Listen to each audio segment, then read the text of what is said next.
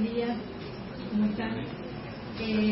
La caracterización de la situación del periodismo científico en la red escrita de la ciudad de Mérida se enfocó en impulsar el fortalecimiento de los procesos de lectura y escritura desarrollados para la elaboración de estos mensajes periodísticos, mediante el aporte de recomendaciones para el diseño de estrategias de comunicación y escritura para el abordaje sencillo y comprensible de estos temas. Además del consenso investigativo de la necesidad de una mayor presencia de los temas de ciencia en los medios de comunicación, se amerita que el periodismo científico constituya un auténtico mecanismo mecanismo de alfabetización científica en la sociedad.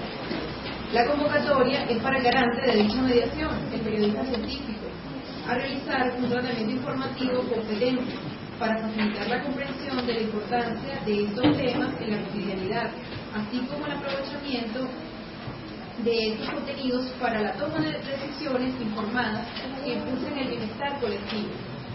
En el caso del periodismo escrito, la aspiración debería ser la elaboración y divulgación de un producto escrito útil para la enseñanza y el aprendizaje del conocimiento científico y tecnológico, es decir, que permita fundar una conciencia científica colectiva para colocar la ciencia al servicio del desarrollo.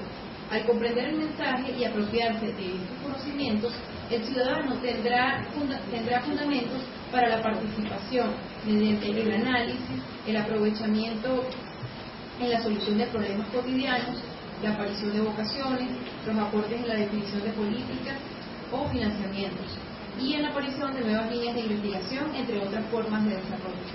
En el ámbito latinoamericano se han detectado una serie de dificultades que limitan las aspiraciones anteriormente mencionadas: ausencia de conciencia científica en la sociedad, sin que los medios informativos creen el ámbito público imprescindible para esta toma de conciencia, escasa oferta de la ciencia local en los medios de comunicación, insuficiencia de periodistas científicos, ausencia de un espacio definido o secciones para estos temas, despreocupación de las universidades por crear programas académicos para formar profesionales especializados en comunicación de la ciencia, resistencia de los investigadores por temor a la tergiversación de sus estudios, carencia de un método adecuado para garantizar la calidad de la producción informativa. Para saber si Venezuela comparte este panorama, en particular, se analizó el periodismo científico impreso en la ciudad de Mérida, contrastando estos productos informativos con las pautas de tratamiento informativo y las teorías desarrolladas acerca del periodismo científico y la lectura y la escritura.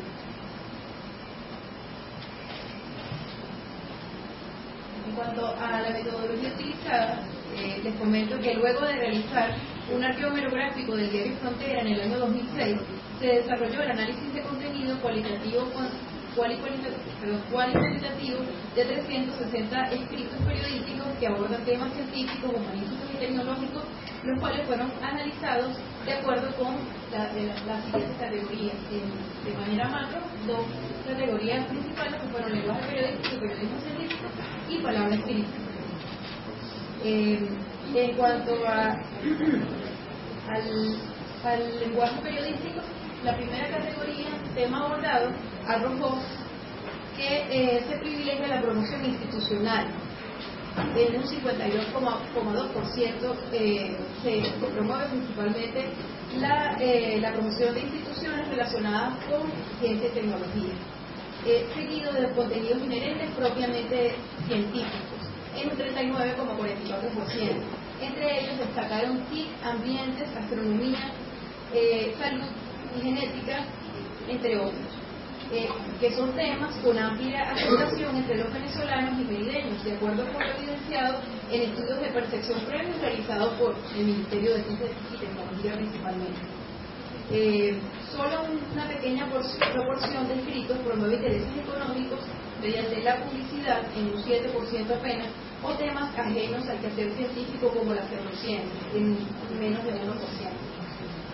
Lo cual es positivo porque necesariamente el periodismo científico debe tratarse temas de ciencia entendida como la búsqueda de conocimiento a través del método científico y en beneficio de la humanidad, Por el contrario, se está obligado a oponerse a la propaganda, a la propagación de asuntos ajenos a dichos medios y fines, es decir, que obedezcan a intereses económicos particulares, promuevan la destrucción o sean ajenos al quehacer científico riguroso.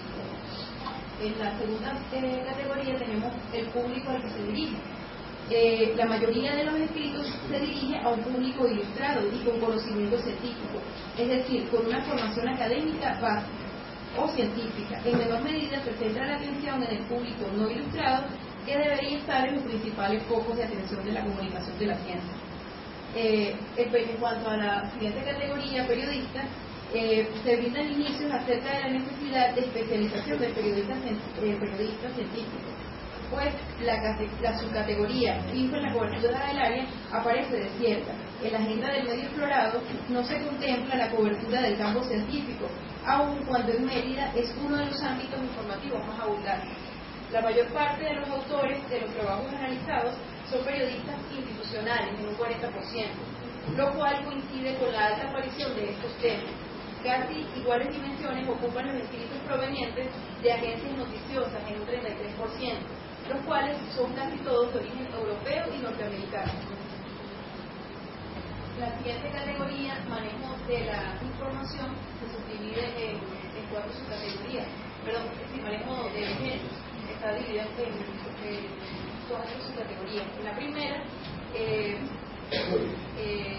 manejo de la información, tenemos que en un 96%, un poco más del 96%, los trabajos tuvieron solo una verdad informativa. Se hace necesaria una mayor indagación en el porqué y en el para qué del hecho científico, que además de informar también su forma. En cuanto al tipo de género, la mayoría de los escritos, en un 78,06%, fueron noticias, mientras que el reportaje, que debería ser el género estrella para la divulgación de la ciencia, tiene muy pocas apariciones, apenas 17%.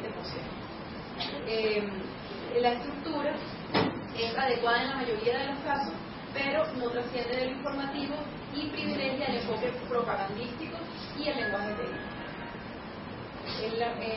Las fuentes empleadas, casi todas las fuentes, casi todos los trabajos estudiados carecen de contraste informativo en un 96%. Debilidad que desestima la importancia de acercarse al ideal periodístico de la objetividad, según el cual el periodista debe mantenerse imparcial y mostrar diversas visiones del hecho periodístico para darle al lector la oportunidad de ser quien decida cuál se ajusta a sus creencias y conocimientos previos. Origen. Más de la mitad de las informaciones son de origen local, pero tratándose de un medio regional no se está explotando lo suficiente las fuentes científicas propias. Tipo de fuentes. Las fuentes vivas son las más empleadas, en un 56%. De estas, los expertos representan poco más de la cuarta parte, aunque deberían tener una mayor presencia en cuanto contribuyen a enriquecer o confirmar las informaciones. Viabilidad.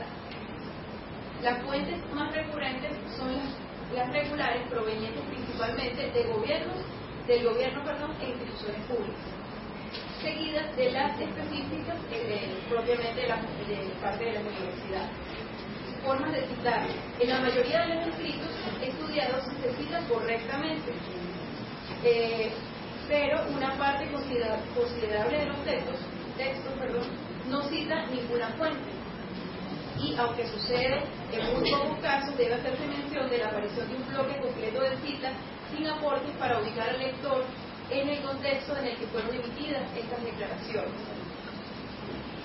En la sexta categoría, estilo periodístico, tenemos que se nota una débil representación de las características propias de un buen estilo periodístico, que serían claves para facilitar la comprensión de los lectores. Los mecanismos más recurrentes fueron concisión, claridad, densidad, sencillez y exactitud.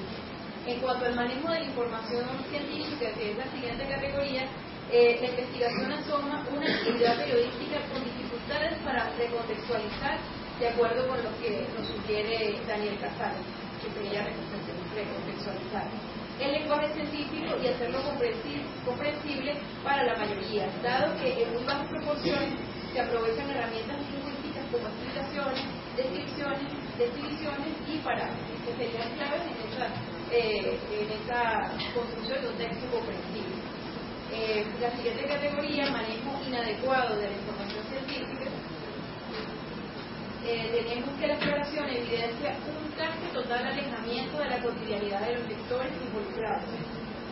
Una gran cantidad de textos que informan sin informar, como lo dice Calvo Hernández, y que emplean tecnicismos sin ofrecer explicaciones que faciliten su comprensión.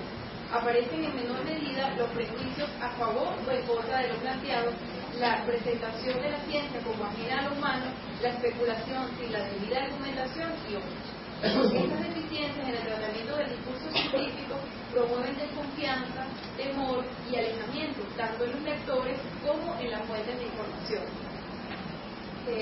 La última categoría, función que persiguen, asoma que aun cuando los venezolanos, de acuerdo con estudios de percepción de la ciencia previa, perciben la información científica como útiles para mejorar su calidad de vida, su nivel cultural y productivo, la escasa presencia del papel pedagógico de los medios evidencia la desvinculación de los propósitos de escritura con el impulso del desarrollo cultural, educativo, político, social, científico, entre otros, a través de la comunicación de la ciencia.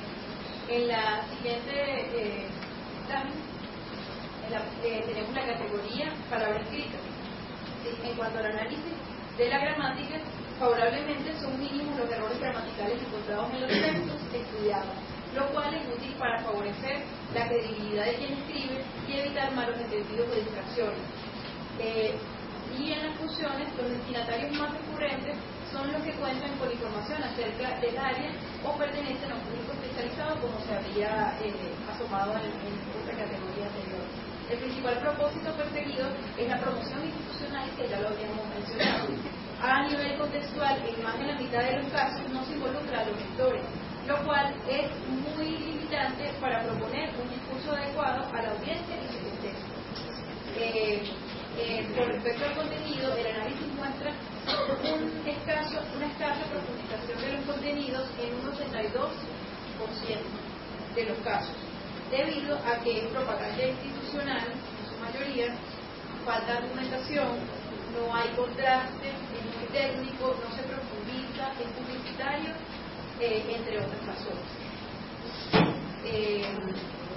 Disponer de una mayor presencia de estos componentes contribuiría a enriquecer los conocimientos previos de los lectores, información no visual, los cuales facilitarán su encuentro con el texto, información visual, y su construcción de un sentido global del mismo, según nos dice Smith.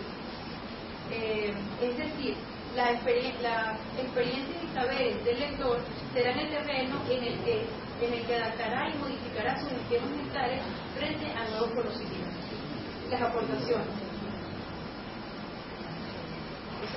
Como se generaron a partir de este análisis de contenido, se generaron una serie de recomendaciones que permitirán rectificar o reforzar o implementar el desarrollo de esta práctica comunicativo-educativa en la entidad.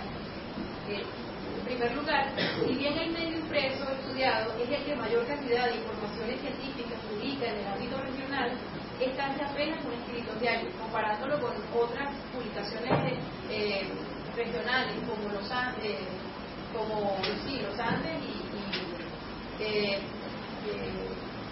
el que más cantidad de trabajo publica fueron 360 en un año, es decir, una relación de un escrito diario. Al ser Mérida una ciudad caracterizada por su estrecha vinculación con la Universidad de los Andes, una de las casas de estudio con más investigadores en el ámbito nacional, los medios de comunicación impresos en esta entidad deben conceder un mayor espacio y tiempo para la divulgación de esta realidad. El crecimiento de esta oferta informativa debe acompañarse de políticas y estrategias para la formación y especialización. Formación en el sentido de una práctica más recurrente de periodismo científico que lo permita el medio. Y la especialización en cuanto a la oferta que pueda generarse a través de las universidades para estudios de posgrado. Además, se requiere la creación por parte del medio de una sección, un espacio fijo, que permita que el lector se habitúe a este tipo de información. En segundo lugar, la presencia moderada de los contenidos netamente científicos se ve opacada en buena medida por la elevada promoción institucional de organismos vinculados a la gestión científica regional. Sin embargo, prevalece la tendencia de un buen temario en cuanto a ciencia, y para mantenerla el periodista debe estar al tanto y promocionar las corrientes científicas que puedan ser de interés para el público general, los investigadores o los entes financieros. Un tercer punto de conclusiones es que el análisis con respecto a la palabra escrita, ya que muestra muy escasos errores ortográficos, que debe mantenerse, pero a su vez debe prestarse mayor atención a la adecuación de los escritos a la situación comunicativa. No basta con la corrección, sino que además se debe adecuar el escrito a la audiencia y a su contexto, lo cual facilitará que el comunicador comprenda la realidad frente a la que realiza su medición, ya que si el periodista no entiende el mensaje que quiere transmitir, pues no va a poder hacerlo de una manera clara y comprensible. Faltaría mayor dedicación y disposición para aumentar la posibilidad de profundizar y contextualizar y presentar de forma más sencilla los contenidos. Para ello, el periodista debe ya trazar su bosquejo preliminar que se ajuste al medio, al tema, al propósito y al género, y que facilite la organización y contextualización de los datos. Así que la alfabetización científica debe iniciarse en el periodista, quien luego de comprender el hecho que desea comunicarse trazará la elaboración de mensajes sencillos, comprensibles y atractivos para favorecer la mediación entre el público general y la comunidad científica. Cuarto punto. La desasistencia al público no ilustrado, lectores que debería tener la principal atención en el periodismo científico, dificulta el encuentro de hechos con el texto. La mayoría de los escritos examinados se dirige a un público ilustrado y con conocimiento científico, ya que se emplea lenguaje técnico y no se aportan datos que enriquezcan los conocimientos previos del receptor, dando por hecho que cuenta con la formación académica para comprender el mensaje y excluyendo a quien no la tenga.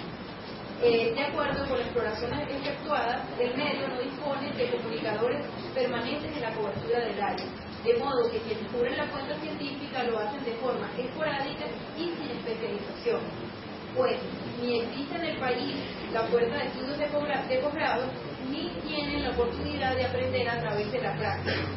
Es vital que los escritos periodísticos, en el sexto punto, trasciendan desde un tratamiento meramente informativo a la crítica y al análisis propia de los géneros interpretativos y de opinión, cruciales en la promoción de la alfabetización científica, ya que además de estar enterado, el público merita apropiarse críticamente de estas informaciones para poder intervenir en esta realidad. Una mayor en resumen, en la última lámina, que debemos aprovechar el dinamismo de las fuentes disponibles en Mérida, dado que Mérida es una de las casas de estudios superiores con mayor cantidad de investigadores a nivel nacional, y lo cual hace que más aumenta la necesidad de divulgar esta realidad al público. El estilo periodístico como lo sabemos, no se desarrolla únicamente a través de una serie de reglas, sino a través de la práctica, y por lo tanto es necesario que se le dé la oportunidad al periodista de esa práctica para que desarrolle un estilo más fresco. El manejo inadecuado pues debe sustituirse por un tratamiento más sencillo y comprensible, y además de la labor informativa que deben cumplir los comunicadores, debe añadirse otras funciones que estimulen el desarrollo periodístico. Gracias.